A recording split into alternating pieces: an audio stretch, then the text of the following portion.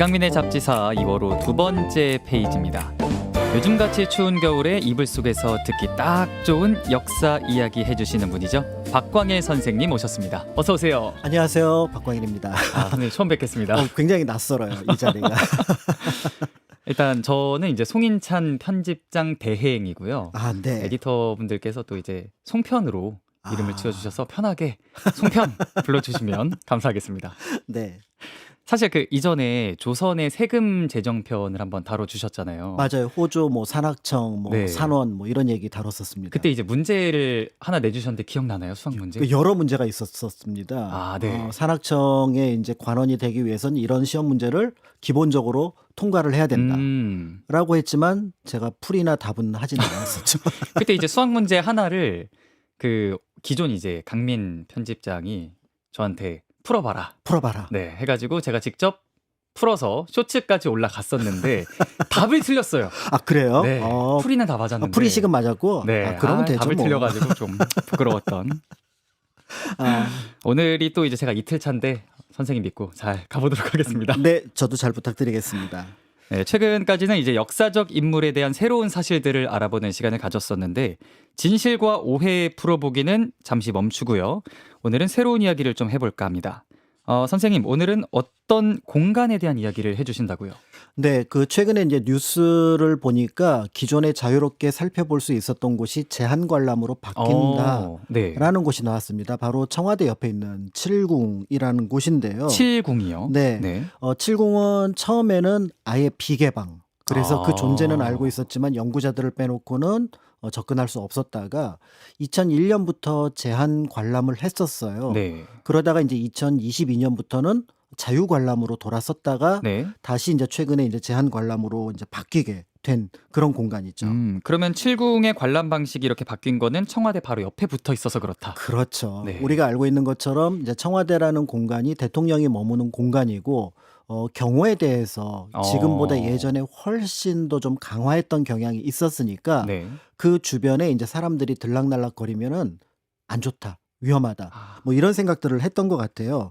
그런 면에서 이제 이 청와대 옆에 있었던 칠궁이 앞에서 말씀드렸던 변화를 거쳤는데 조금 더 구체적으로 말씀을 드리면 이제 1968년 전까지만 하더라도 그럭저럭 칠궁에 대한 얘기들은 연구자들 통해서는 오고 갔습니다. 네. 그런데 1968년 1.21 사건 김신조 들어보셨죠? 네. 이때 이제 김신조가 바로 그 청와대 옆에, 그러니까 바로 앞에까지 왔었거든요. 맞아요.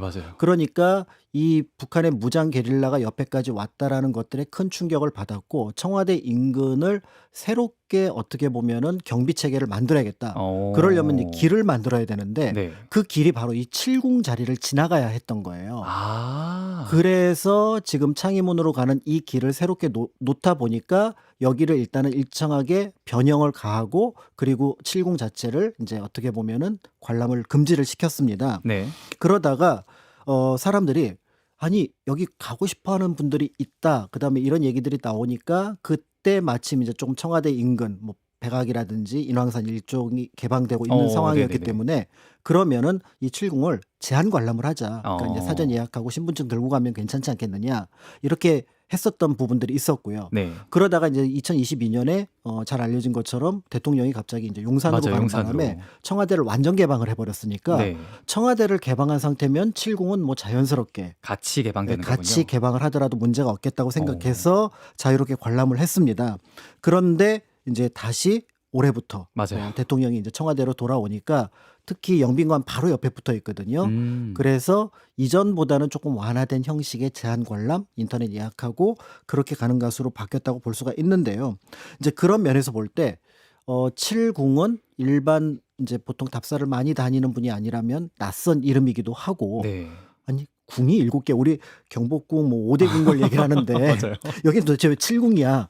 라고 하면서 이 존재 자체에 대해서 좀 궁금해하시는 분들이 계실 것 같아서 네. 그 내용을 좀 준비를 했습니다. 칠궁은 이제 저도 사실은 처음 들어본 이름인데요. 구체적으로 좀 어떤 곳인가요?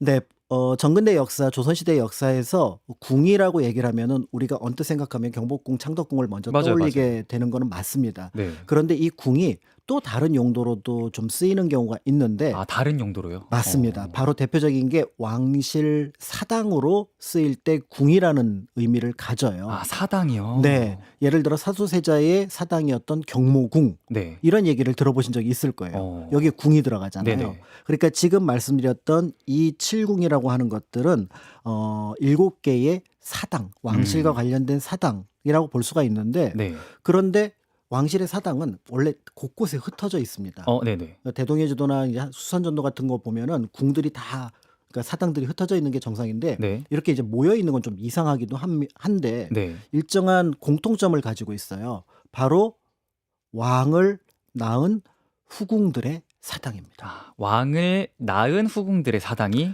모여 있는 거죠, 7개가? 그렇죠. 그러니까 보통 우리가 왕을 낳은 분들은 왕비여야 되는데 맞아요. 네. 근데 조선시대 보면은 후궁들도 결국은 왕비가 아니었지만 그 왕을 낳은. 자손이 왕이 되는 경우가 있거든요. 네. 그러니까 그분들은 조금 더 귀하게 생각해야 되지 않을까라고 아. 해서 그분들의 사당을 높여서 궁이라고 불렀고 어. 더불어서 이제 적절하진 않지만 7개가 이제 하나가 모여 있다 이렇게 네. 이제 볼 수가 있는데 아니 도대체 누가 있을까 이렇게 고민을 하다 보면은 대표적으로 영조의 엄마 무술이로 알려졌던 숙빈 최씨 숙빈 최씨. 왕비 아니잖아요. 네. 후궁이잖아요. 네. 그다음에 한때 왕비로 올라갔지만 다시 폐서인이 됐던 희빈장 씨. 희빈장 씨, 장희빈. 예, 경종의 어머니거든요. 네. 그러니까 그런 방식의 인물들을 생각해 본다면 칠궁에 머물러 계셨던 분들이 이런 부분을 누군지를 대략 짐작하실 수 있을 것 같습니다. 네. 원래 이 7개가 한 번에 모여 있었다는 거는 아니라면서요, 또. 그렇죠.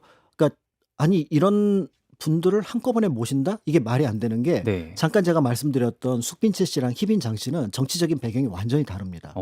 그러니까 그 희빈장 씨가 어떻게 보면은 왕비에서 물러나게 되는데 결정적인 역할을 했던 게 숙빈채 씨잖아요. 네. 그럼 이 둘이 같이 사당이 있으면 같은 영역에 사당이 있으면 아, 그러네. 이게 서로 민망하잖아요. 그러니까 원래는 멀리 떨어져 있는 것이 정상이고 네네. 그리고 각각 좋은 장소를 선택하는 과정을 거치기 때문에 모여 있을 수가 없습니다. 그러네요. 그러니까 이렇게 칠궁이 있다는 것 자체가 역사의 흐름으로 볼 때는 정상적이지는 않겠다라고 볼 수가 있을 것 같고 네. 편의에 의해서 그 정조 때 한번 그 모은 적은 있었습니다. 그렇지만 그 외의 경우라면은 대체로 이제 이거는 1908년에 그러니까 육상궁을 중심으로 했던 숙빈채 씨 사당 중심으로 5개의 추가적인 다른 후궁의 사당들이 모여와서 네. 그때는 육궁이라고 불렀고요. 아, 5개가 먼저 왔군요. 예, 이때 이제 일제 강점기 직전이긴 하지만 일본 통감부의 압박 속에서 조선시대 제사를 정리하고 축소하는 과정을 거칩니다. 아. 그러니까 이왕 관리하는 거 편하게 한 곳에 모아놓고 제사 지내면 좋지 않겠어요? 편하게 하자는 그러는 의도에서. 그런 네네. 어떤 조금은 좋지 않은 의도가 반영이 됐고 그래서 이제 육궁이 되었다가 1929년에 덕안궁이라고 하는 사당을 하나 더 옮겨오게 됩니다. 네. 그러면서 지금 우리가 알고 있는 칠궁의 모습을 갖추게 되었다라고 볼 수가 있습니다. 그 육상궁과 육궁의 그 앞에 6은 다른 6인 거죠? 전혀 육궁은 다릅니다. 이제 숫자 6일 것 같고. 숫자 6이고 육상궁의 6은 숙빈채 씨의 사당에 들어가는 육자인데 조금 어려운 한자이지만 그 뜻은 보통 우리가 기를 육자와 네네. 비슷한 뜻으로 쓰이는 그런 의미라고 보시면 되기 때문에 육상궁, 숙빈채 씨 먼저 이렇게 떠올려서 요거는 하나의 사당으로 놓고 육궁, 칠궁 얘기할 때는 숫자 6 또는 7을 생각해 보시면 좋을 것 같습니다. 네, 그러면 이제부터 칠궁 주인들을 좀 하나하나 알아볼 건데요. 우선 어떤 분들이 자리 잡고 있나요? 네, 지금 이 칠궁 자리가 엄밀하게 얘기하면은 육상궁 자리입니다. 아, 원래 육상궁 그러니까 자리예요? 육상궁 자리에 나머지 6개의 사당들이 이제 들어왔구나라고 생각을 하면은 네. 가장 원형을 잘 보존하고 있는 사당은 육상궁이 될 육상궁. 거고요. 그 육상궁은 앞에서 잠깐 말씀드렸던 영조의 생모였던 숙빈 최 씨의 사당을 가리킵니다. 네. 그래서 이제 숙빈 최 씨의 사당을 가리키는데 잘 알려진 것처럼 이 숙빈 최 씨는 그 신분이 좀 미천한 것으로 알려져 있었습니다. 네. 그리고 영조를 낳고 좀 어려운 상황들을 겪었다고 볼 수가 있는데 그 이유는 영조의 지위 자체가 굉장히 위험한 상황이었다라고 볼 수가 있는 거죠. 예를 들어 숙종이 말년에 경종이 세자로 있음에도 불구하고 이 경종이 세자 역할을 제대로 할 수 있을까라는 하나의 생각 속에서 후계자를 다르게 바꾼다면은 아. 연령군이라고 하는 네네네. 영조와 또 다른 그 왕자를 생각을 했었고요. 네. 이것도 위험하고 더 나아가서 경종 자체를 좀 강화할까라는 생각을 또 숙종이 했었거든요. 네. 근데 경종이 어떤 의미에서 보면은 또 이복형이기 때문에 그렇게 되면은 경종이 왕위에 올라가도 위험할 거다 이런 생각을 하는 상황에서 이제 우리가 알고 있는 숙빈채 씨가 생을 마감을 하거든요. 네. 그러니까 영조로 볼 때는 가장 위태로운 시기에 자기 어머니가 돌아가셨기 때문에 또 숙빈채 씨로 볼 때는 그런 상황을 거쳤기 때문에 영조로 볼 때는 이 숙빈채 씨에 대해서 뭔가 미안한 마음 또 안타까운 마음과 위태로움도 같이 가지고 있었던 거죠. 그러다가 우여곡절 끝에 영조가 경종의 뒤를 이어서 왕위에 올랐을 때는 네. 이제 많은 사람들이 아니 영조 임금님은 신분이 뭐 이러면서 어머니의 어떻게 보면은 좀 안정적이지 못한 신분 문제를 들고 나올 가능성이 있으니까 네. 이 부분을 좀 해결하려고 했던 것 같아요. 네네네. 그러니까 아니 후궁의 무덤은 그 전까지 영조 이전까지만 하더라도 그냥 묘입니다. 네. 그러니까 어머니였던 숙빈채 씨의 무덤은 숙빈묘 숙빈묘. 그냥 이렇게 되어 있던 거고 네. 별도의 사당을 세운다고 하더라도 궁이라는 이름을 붙이지는 않고 무슨 사당 묘자를 써서 그냥 묘 묘. 이렇게 붙였었어요. 네. 그런데 이렇게 하면은 어머니에 대한 효도 제대로 못하는 것 같고 네. 나의 영조 지위 관련 정통성도 점도 있고. 좀 문제가 있을 것 같아서 네. 그래서 이제 그때부터 왕의 친모를 높이는 작업을 합니다. 이게 처음이에요, 그러면? 이게 역사적으로 처음은 아니지만 제도를 갖추는 거는 영조가 처음이었다고 보여지는데요. 네. 그러면서 자신의 어머니 무덤을 숙빈최 씨 무덤에서 소령원 이라고 하는 원자를 붙입니다. 이 원자는 최초로 등장한 건 아니지만 이때 이런 방식으로 쓰기 시작했다는 것을 보여주고요. 그러면 그 원에 맞춰서 왕실의 중요 인물들의 사당을 궁이라고 하는데 네. 우리 어머니의 무덤도 사당도 궁이라고 하자. 네. 그래서 소령원 육상궁이라고 하는 궁원 체제를 이때 처음 갖추게 되면서 왕의 친모 친부의 사당과 무덤은 궁과 원이라고 한다라는 제도를 이때 영조가 갖추게 되고 그렇게 해서 만든 게 우리가 알고 있는 육상궁이 되는 거죠. 그러면 이제 그 칠궁의 육상궁을 먼저 알아봤고 네. 그다음에 알아볼 후궁은 누군가요? 네, 그런데 그 우리가 칠궁이라고 말씀을 드렸는데 나중에 이제 뭐 이렇게 전체 배치도나 이런 걸 보시면 네. 잡지사가 평소와 다르게 거짓말을 하셨습니다. 아니 하늘에서 보니까 건물이 5채밖에 맞아요. 사실 저도 사당, 지도를 보고 있는데 5개밖에 없더라고요. 사당으로 쓰는 건물이 5채밖에 없는데 네.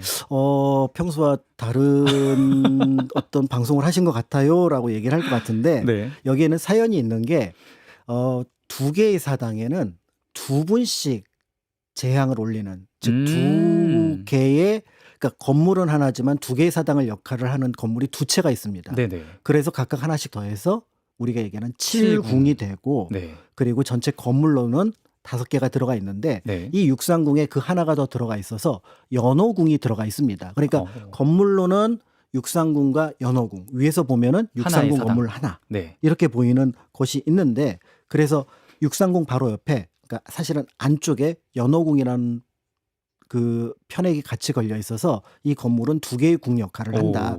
이렇게 보면은 될 것 같고요.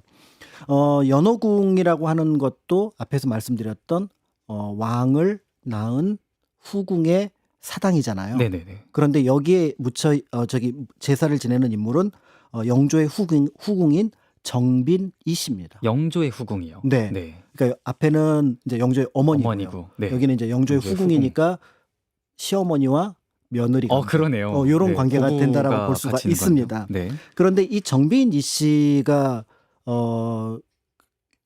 영조의 첫 번째 후궁이면서 첫 아이를 낳은 네. 그리고 어떤 의미에서 보면 첫사랑으로 알려진 인물이라고 볼 수가 있는데요. 조금 더 구체적으로 말씀드리면 효장세자의 어머니로 알려져 있습니다. 효장세자예요. 효장세자는 영조의 첫 번째 아들이고 네. 안타깝게 세자가 되었지만 9살 또는 10살에 네. 일찍 요절을 합니다. 그러니까 이제 우리가 알고 있는 효장세자, 그러니까 세자 앞에 이름이 붙어 있다라는 거는 왕이 되지 못한 인물을 가리킨다고 보시면 돼요. 네네. 왜냐하면 보통 그냥 세자야 세자야 부르다가 왕이 되면은 그 세자는 이름이 없이 그냥 세자라는 이름만 남아 있거든요. 네. 근데 세자 시절에 죽으면 소현세자, 앞에 이름이 붙는군요. 효명세자, 네. 뭐 사도세자 이런 것처럼 효장세자도 세자였지만 왕이 되지 못했구나. 이런 것들을 짐작해 볼 수가 있는데, 네. 근데 여기에 되면은 이제 문제가 발생을 하죠. 아니 규칙에 어긋난 거 아닌가요?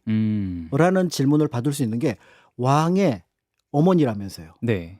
세자의 어머니는 아니잖아요.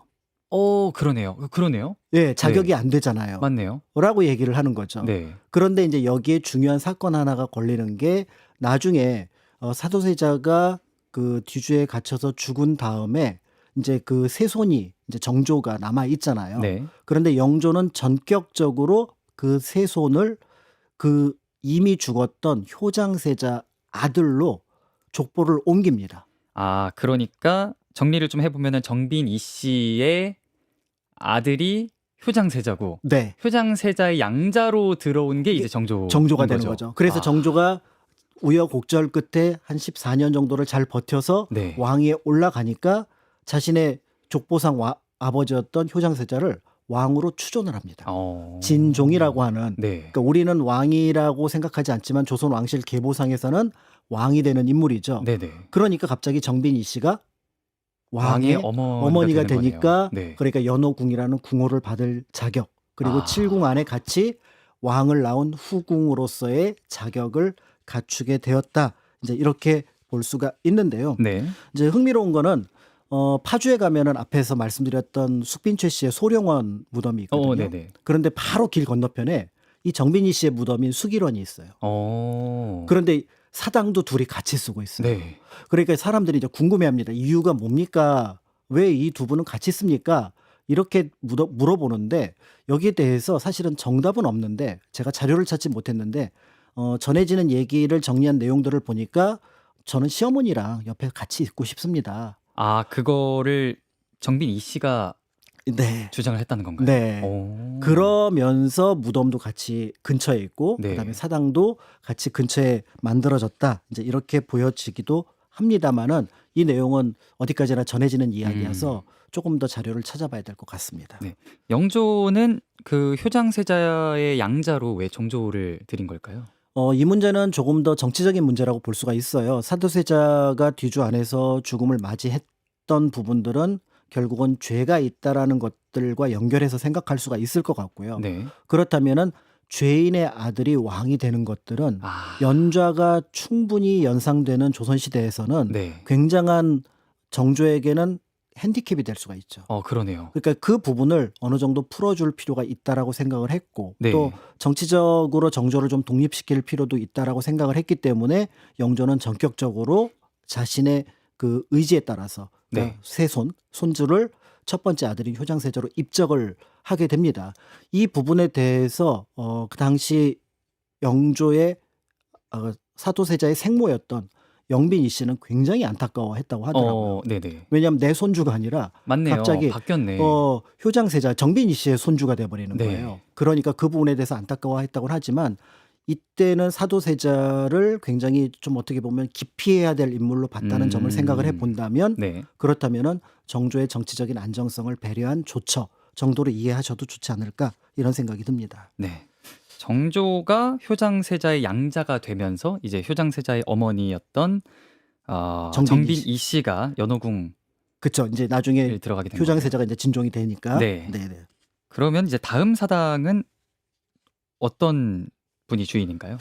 순서상으로는 위아래 좀 다른 분들이 가까운 분들이겠지만 건물의 위치로 보면은 그러니까 그 칠궁에 딱 들어가서 오른쪽으로 쭉 빠져서 영빈관 쪽으로 가면은 이제 육상궁하고 연호궁 네. 영역이 나오는데 거기서 이제 다시 왼쪽으로 그 들어가면은 첫 번째 가장 남쪽에 있는 건물을 하나 만나게 됩니다. 이제 문으로 들어가자마자 바로 보이는. 네. 그게 이제 바로 덕안궁이라고 하는 사당이 되는데 덕안궁이요? 예, 덕안궁은 약간 이 칠궁하고 어울리나에 대해서는 논쟁의 여지는 있기는 합니다. 이 덕안궁의 주인이 순헌 황기비 엄씨입니다. 네.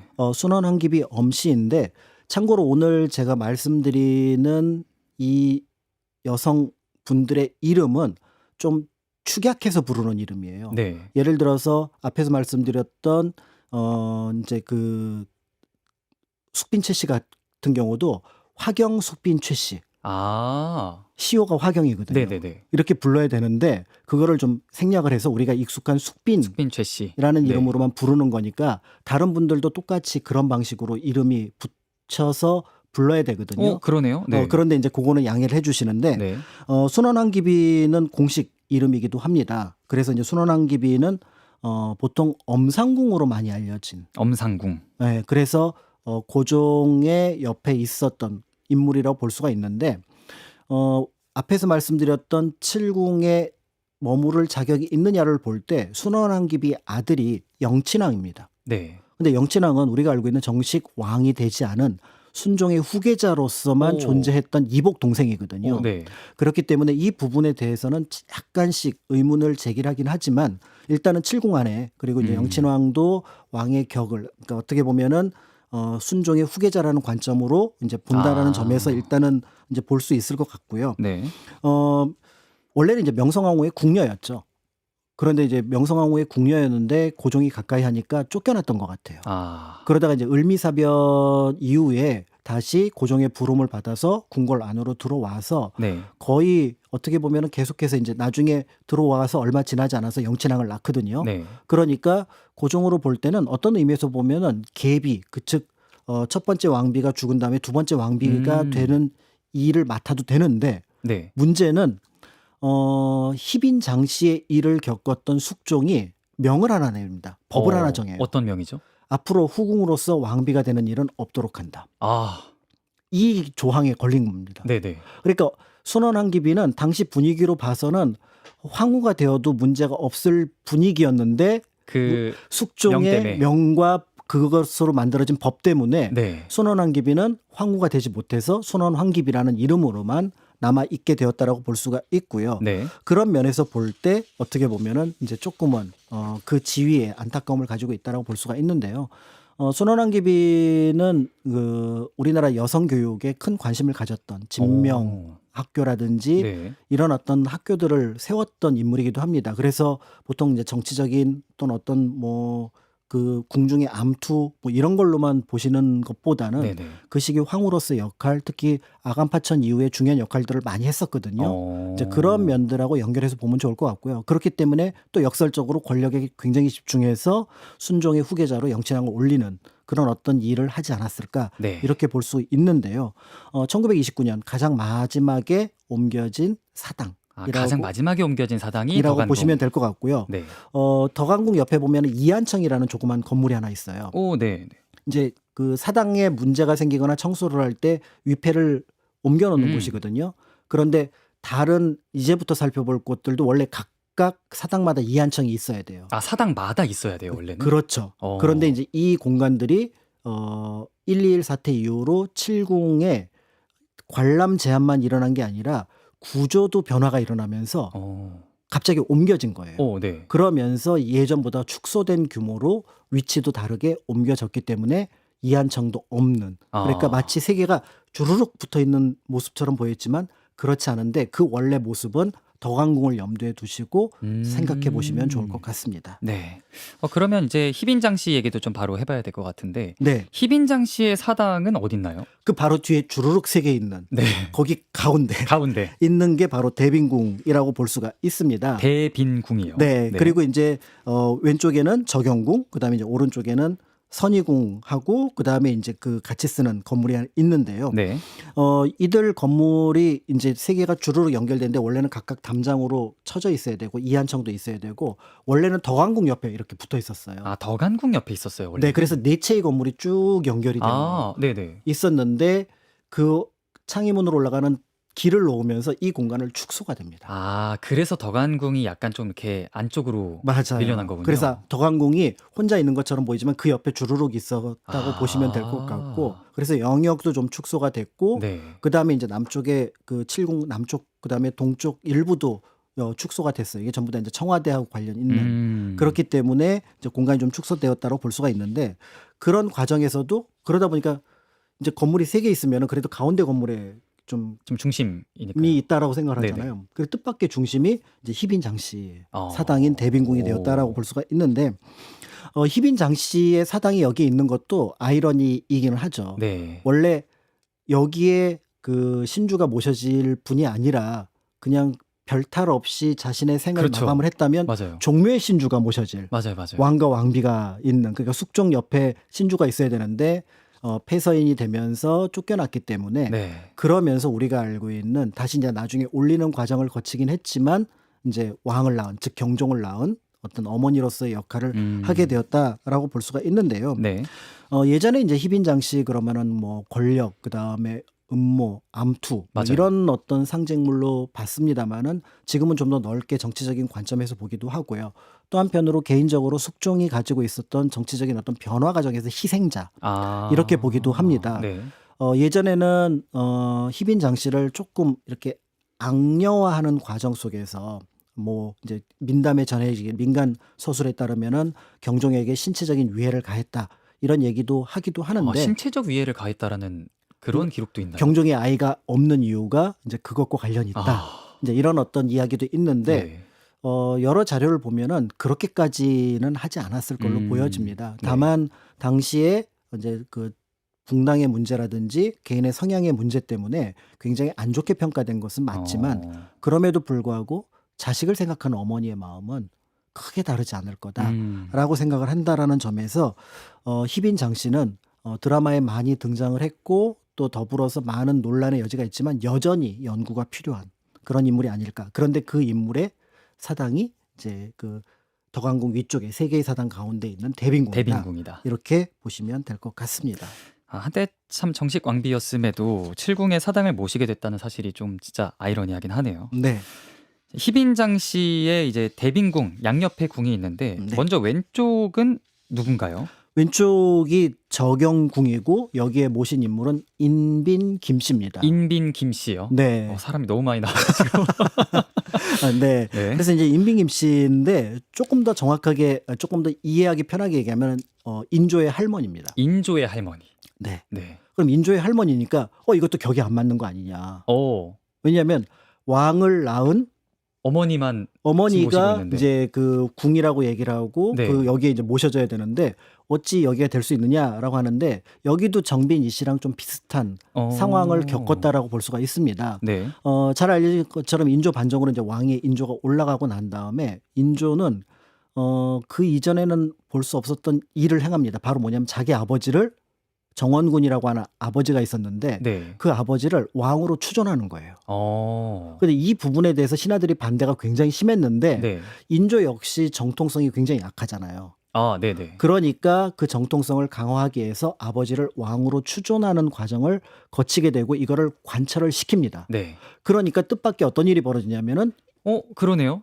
그러니까 인빈 김 씨의 아들이 왕이 돼버린 추천된 거예요. 거죠. 그러니까 앞에 그 정빈이 씨 같은 경우는 그나마 아들이 세자였잖아요. 네네. 근데 여기는 그냥 여러 군 중에 한 명.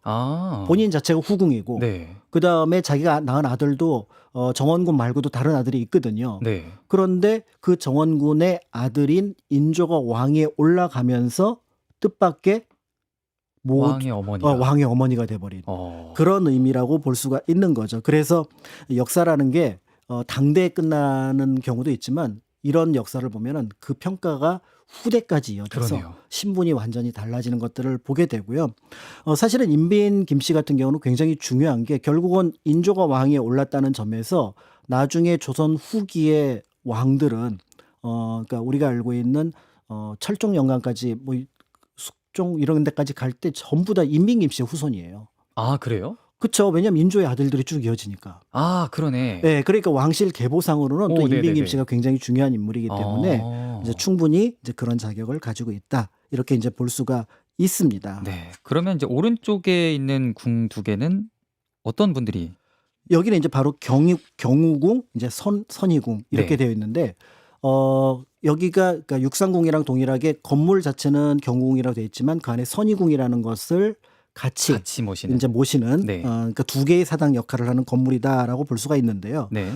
경우궁은 예전에는 이제 수빈박씨라고 불렀는데 최근엔 이 숫자를 한자로 유자로 읽어야 된다. 그래서 아. 유빈박씨 이렇게 얘기를 네네. 했다가 아니다 나중에 수순종 때 추존됐기 때문에 황후로 추존됐기 때문에 유비박씨로 불러야 된다. 아. 라고 얘기를 하는데 네. 조금 더 정확하게 그냥 정리를 해서 말씀드리면 순조의 생모입니다. 순조의 생. 정조의 후궁이면서 네. 순조의 생모. 네. 그리고 순조가 왕에 있을 때 돌아가셔요. 아. 이제 그러니까 그 지위가 굉장했겠구나. 네. 왕비 못지 않았겠구나라는 것들을 볼 수가 있고요. 이분은 저하고 먼 관련이 있습니다. 뭐 친척이나 혈육. 그건 아닐 관계인가요? 거잖아요. 제가 박씨니.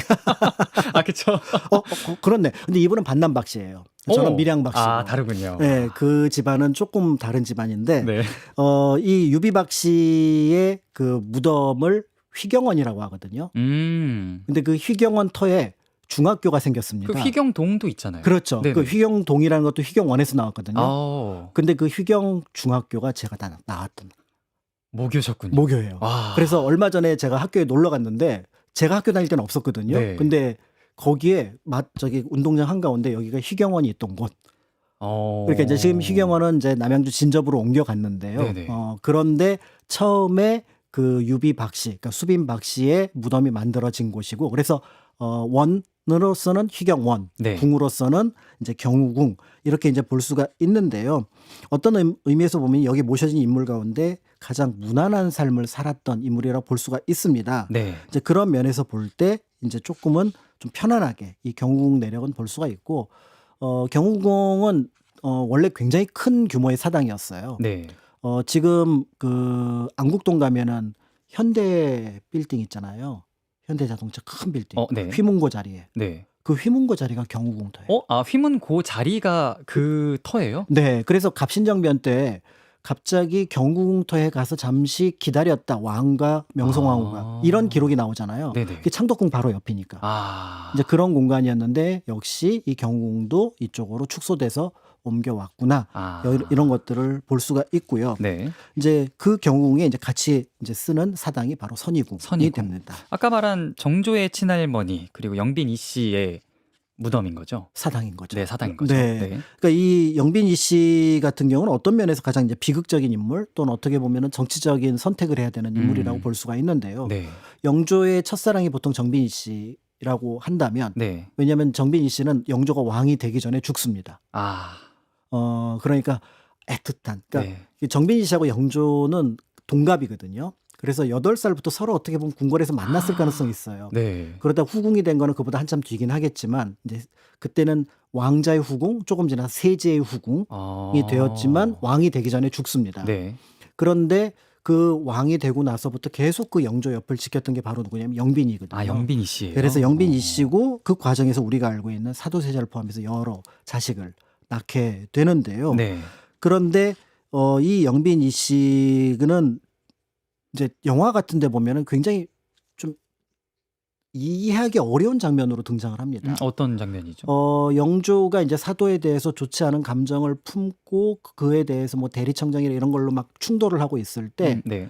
갑자기 영빈 이 씨가 나와서 자기 아들을 죽여야 한다라는 충언을 하는 것처럼 묘사가 돼요. 그러니까 어머니가 자기 아들을 생모가. 네, 생모가 자기 아들을 죽여야 한다라고. 네. 그러니까 지금 나라가 위험하니 또는 궁궐이 위험하니 이 부분은 빨리 처분을 해야 됩니다. 이게 실록에도 나와 있는 기사거든요. 네. 그러니까 이 기사를 보면서 도대체 이 어머니는 무슨 생각을 했을까라고 하는데 사실은 쉽게 이해하기는 어려운 부분들이 있습니다. 그렇죠. 네. 근데 그런 면에서 볼 때 당시 이제 영조로 볼 때는 사도세자의 죽음이 필요했던 상황. 그러니까 즉 사도세자가 왕이 되어서는 절대 안 된다는 생각을 하고 있었다라는 점을 생각해 보면 네. 뭔가 자신의 결정에 명분이 필요하잖아요. 그 명분 중에 하나를 이 영빈 이 씨에게 요구하거나 또는 의탁해서 네네네. 만들어내지 않았을까 이렇게 보여졌고요. 영빈 이 씨가 판단할 때도 이 상황을 돌이킬 수는 없다. 그렇다면은 왕실의 안정이라든지 정조나 해경궁을 생각해 본다면은 이 상황에서 이렇게 끝내고 가는 것이 좋지 않을까라는 생각을 하지 않았을까 이렇게 보여집니다. 그러니까 원래 좀 본인의 의지는 아니었을 아니었지만 근데 정치적으로 일개 진퇴양난의 상황에 거친 거죠. 내 네. 아들을 살리자고 한다 그러면은 살릴 수 없을 것 같고 네. 자기 남편의 성격을 알 거 아니에요. 그쵸. 아주 집요하고 끝까지 관철시키는 성격을 가지고 있거든요. 음. 그런 다음에 오히려 이거를 지키자고 주장을 하다 보면은 네. 위험하지 않을까? 그러면은 나도 위험하고 내 손주들도 위험해질 거고 네. 이제 이런 상황들을 어떻게 보면은 고민하지 않았을까라는 생각을 하게 되고 그런 상황에서 이제 영조의 정치적인 명분을 어떻게 보면은 여러 경로를 통해서 전달받은 과정에서 이렇게 행동하지 않았을까 이렇게 보여지기 때문에 네. 굉장히 안타깝다고 볼 수가 있고 결국은 이게 본의가 아니었던 것으로 보여지는 게 사도세자의 3년상이 끝나자마자 영빈이 씨도 곧 시름시름 앓다가 생을 마감합니다. 그 그러니까 슬픔이 엄청 났을 것 같아요. 그러니까 네. 자기 아들을 자기가 죽인 거잖아요. 그렇죠.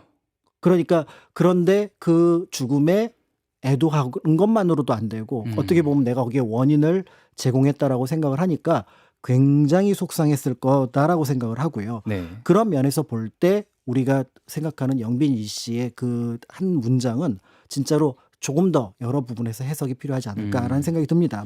다만 영조 같은 경우는 굉장히 정치적인 또 이성적인 인물이에요. 네.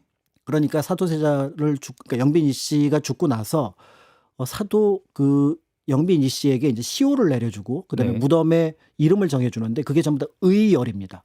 의열. 그 의열하면은 네. 의열단. 의열단 네. 네. 또는 우리가 알고 있는 뭐 만고의 충신. 네. 그러니까 영조는 자기 부인을 충신 대접을 한 거예요. 이거는 그러면 낮췄다고 봐야 되는 건가요? 이게 그러니까 참 애매한 거예요.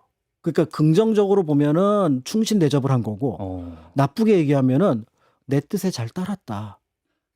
그렇게 근데 볼 수 있네요. 그 의열의 뜻은 바로 뭐냐면 사도세자의 죽음이잖아요.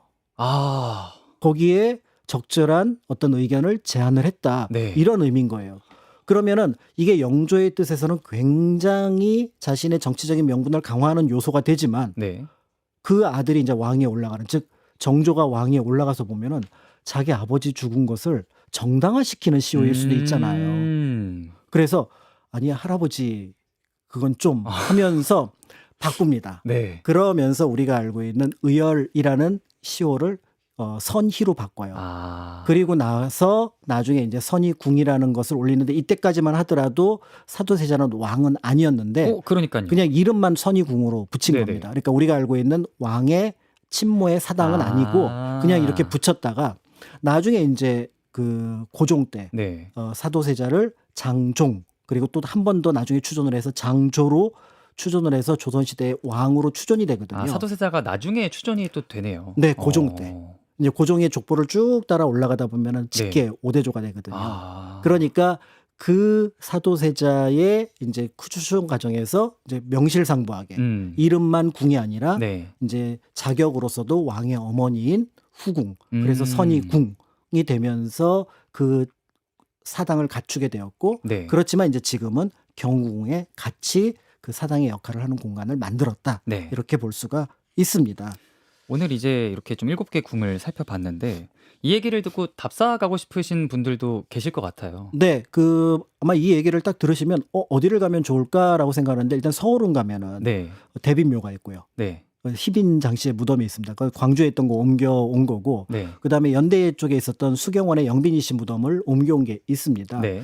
앞에서 말씀드렸던 그 소령원하고 수길원 같은 경우는 비공개 무덤이에요. 네. 그래서 가시기는 좀 어려울 것 같기는 한데 이런 우리가 보통 왕릉만 생각을 하다가 무슨 원 하면은 역사 속에 등장했던 지금은 육릉이 됐던 혈융원만 보통은 생각을 많이 하시는데 네. 그것 말고도 굉장히 많은 원들이 있구나라고 생각을 하고 찾아가 보신다면은 나중에 이제 고종 때 한 번 더 법제가 정리가 되면서 이제 세자와 세자빈의 무덤도 원으로 이름을 붙이거든요. 네. 그러면서 이제 효창원 우리 효창공원 있는 네네. 그것도 효창원도 원이네. 세자의 무덤이에요. 무료세자의. 그러니까 그런 방식으로 이제 그 원호가 정해졌기 때문에 원의 이름이 정해졌기 때문에 그런 것들에 관심을 가지신다면 사당을 넘어서서 조선왕릉 답사를 하시는데도 큰 도움이 되시지 않을까 이런 생각이 들고요. 칠궁원 이제 사당이기 때문에 그 안에 그러니까 제실 역할을 할 수 있는 공간 또 와서 재관들이 쉴 수 있는 공간들도 있습니다. 네. 이제 그런 것들이 이제 냉천정 같은 네. 역할을 하게 되고 앞에서 말씀드렸던 이한천 같은 경우는 각각 사당에 위패를 모셔놓는 곳이었는데 지금은 일부만 남아 있다 이렇게 보시면 될 것 같습니다. 네. 자, 이렇게 마치면서 오늘 시간 관계상 다 못다한 이야기는요. 잡지사 서울응편, 숙종환승왕후 편까지 같이 봐도 좋겠죠? 그쵸. 거기서 조금 더 자세하게 말씀을 드린 바가 있습니다. 네, 지금까지 조선시대 왕을 낳은 후궁들의 신의를 모신 사당 칠궁에 대해서 알아봤습니다. 박광희 선생님 고맙습니다. 감사합니다.